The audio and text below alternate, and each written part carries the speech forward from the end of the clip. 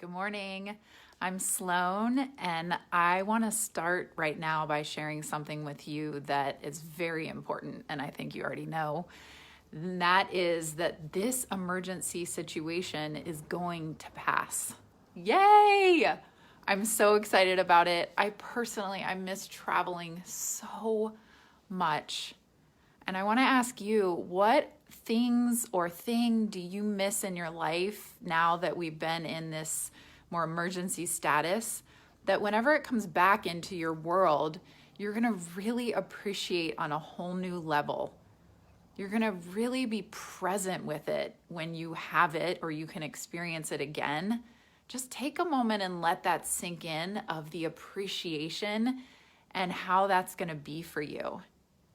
Kind of like raising our vibes while we have this juicy discussion.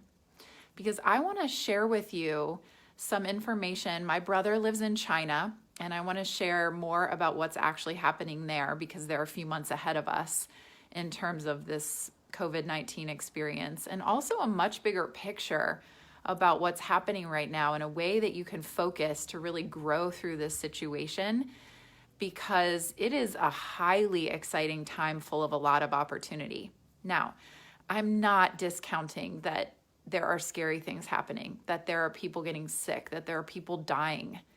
That is all true. And we're holding the duality of that truth along with the things that we're talking about today. Okay? And I want to hear from you. I want to know if something resonates with you, send some hearts so I know that it does.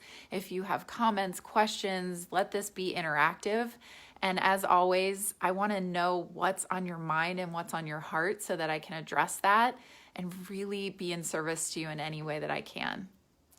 So, what's the beginning of this conversation? We were talking about noticing that this will pass.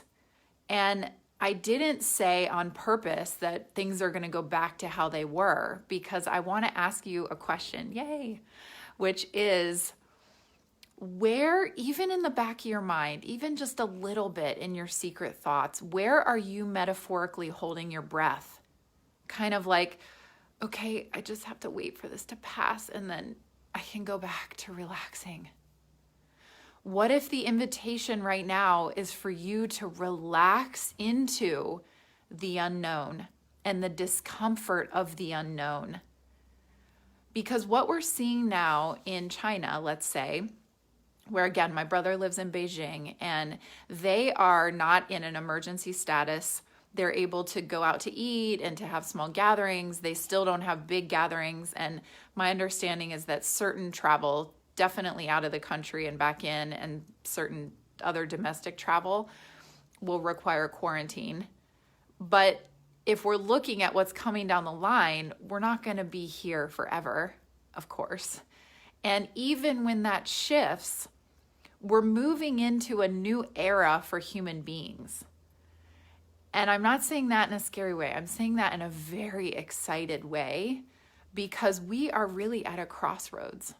We're at a crossroads of having an opportunity to take a deep look. And right now, we're literally in the house looking, not as much to do in terms of the doing and the running around.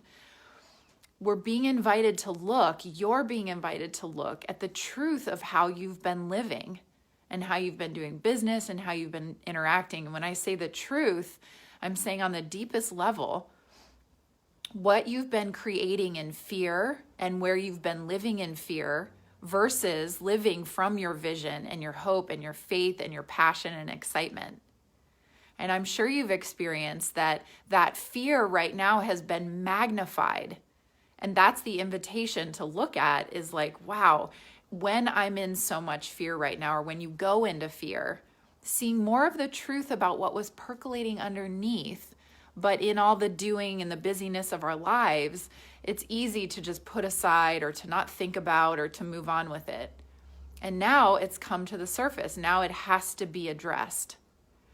So what would happen if you right now accepted that this situation that we're in and the circumstances that you find yourself in are the greatest indicator of what's going to be happening in the future?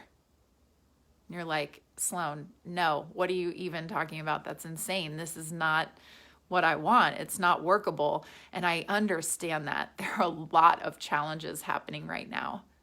But what I'm saying is that looking at right now and all the uncertainty is actually a closer indicator to what we're moving into in the future than trying to look at the past and where we were as to understand the future. Now, what does this mean for you and your business? What I'm saying, and your life actually, what I'm saying is that you're being invited to use right now to really look at the truth of how you've been living and to make adjustments and really to be practicing what does it look like for me to shift out of fear even when I feel afraid? What is it like for me to come up with all new solutions about how I function in life and business when I have my kids home and my partner's here and all this stuff is going on?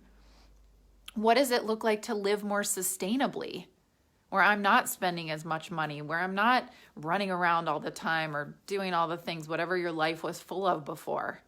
And not that all of that is cut out completely, but it's just the awareness and the looking and the opportunity of knowing that even when this emergency passes, there's going to come some more situations in the future that are fearful or that could be fearful, because we're not done going through a shift as humans. We're entering this time that's full of opportunity because things are changing so dramatically. And what if you and I and all of us take this moment to just take a deep breath and relax into the discomfort of what you're experiencing, and then say, who am I to become? What am I stepping into next? What do I want my business to stand for now? How can I live even more in the energy of love and faith and hope and excitement? What are the opportunities for me right now, even where it looks like things are falling apart or they're a mess? How could I step up to serve in a whole new way? And if you choose to start asking yourself these questions, probably you already are. So let me say, asking them to yourself even more and in a deeper way, you can start to build the muscle that eventually comes where the fear can be there, but it's not pervasive, and it's definitely not in the driver's seat of your life. It's more like, oh, there's fear. Yeah, there's some scary things going on. Maybe I have to comfort myself a little bit like, oh, Sloane, yeah, I see you're feeling really afraid right now. And I choose to move forward in love, and here's how I'm going to do it. So I know this was really high level. We're talking about some high level concepts. And I want to hear from you on, how do you feel that this actually applies in your life and business? How are you already applying it? What does it mean to you? And if you're interested in having a deeper discussion with some more concrete examples where we're looking at daily practices, where we're looking at what this actually could look like in your business, I would love to invite you to join me. I have a small group of women called the Warriors of the Heart Society. It's a group here on Facebook.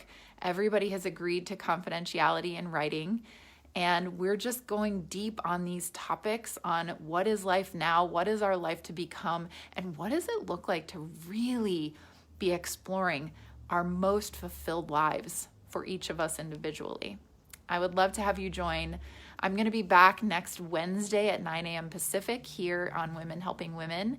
So in the meantime, send me your direct messages. I love that you write me after my lives. I love hearing from you. It really helps me to tailor what I'm talking about. And I truly want to support you in any way that I can during this time. So I look forward to hearing from you, and I hope you have a beautiful day. Goodbye.